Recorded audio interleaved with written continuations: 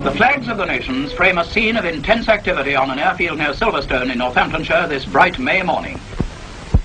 Here on this British motor racing circuit, the world's leading aces, with their supercars, mobile workshops, team managers, mechanics and all the paraphernalia which must accompany them, are preparing for the greatest of all races, the Grand Prix d'Europe.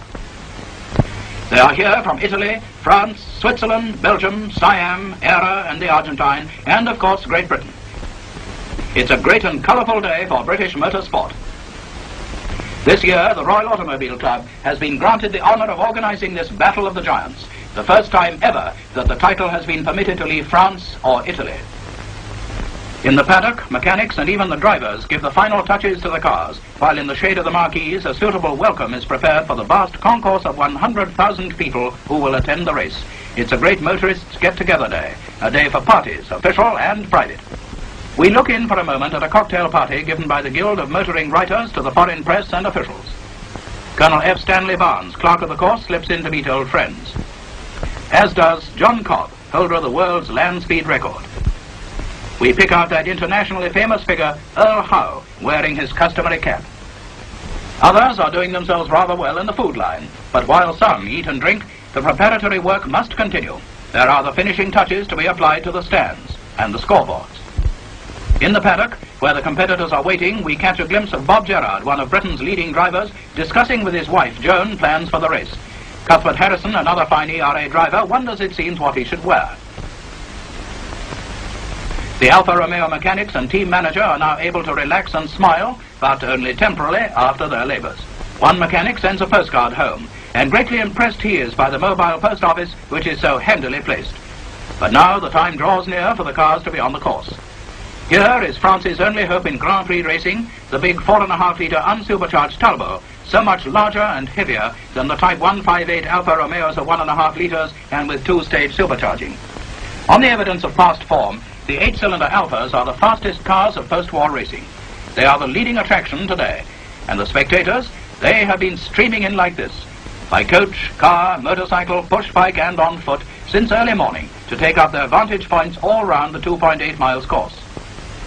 Press officer Dudley Noble is harassed by all and sundry from the nation's newspapers. I'm sorry, old chap, but there is just not a single track pass left. An early arrival is the chairman of the Guild of Motoring Writers, Basil Cardew, who discusses the race with Earl Howe. For the enormous crowd today, there is a curtain raiser to the race. Brought here for its first public appearance and a demonstration run is the BRM, a car built by a group of enthusiastic firms and individuals who are determined to establish Britain on the Grand Prix racing map.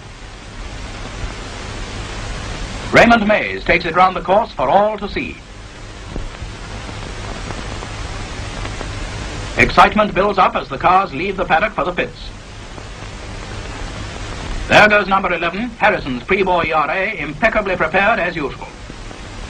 There are still last-minute adjustments to be carried out as the cars take up their positions in front of their pits. Number 23 is the British 1.5-litre four-cylinder Alta, built by that great enthusiast Geoffrey Taylor. The driver's nerves are taut, but they hide it well. These last few minutes before they go up to the starting line are the most nerve-wracking of all. Baron de Graffenried can even perform a happy jig for the benefit of Vera, the Siamese prince, who is also driving a Maserati.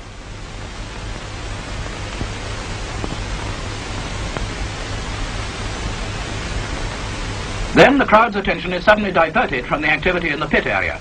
Their Majesties the King and Queen, accompanied by Princess Margaret and Lord and Lady Mountbatten, have arrived on the course.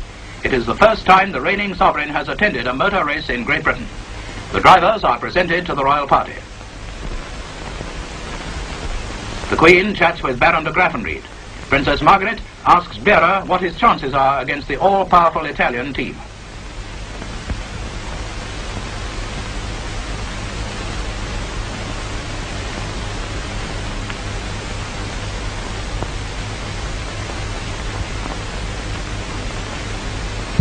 The crowds cheer as the royal party walks back to the royal box, where are waiting the representatives of the national motoring organizations of France, Italy, the Argentine, Belgium, Holland, Norway, Portugal, Sweden, Switzerland and the United States of America, all here as guests of the Royal Automobile Club. The Royal Standard flies over the course as the drivers return to their cars and officials begin to clear the course. The cars are now being warmed up. Bob Gerrard's Old Faithful is the first to break into that full-throated roar which is music to the ears of racing enthusiasts. Baron de Graffenried is all set to go. Bureau sits in the cockpit and gives final instructions to his mechanics. The cars are lined up alongside the pits. Some of the drivers have still not appeared, but they're in the background not far away.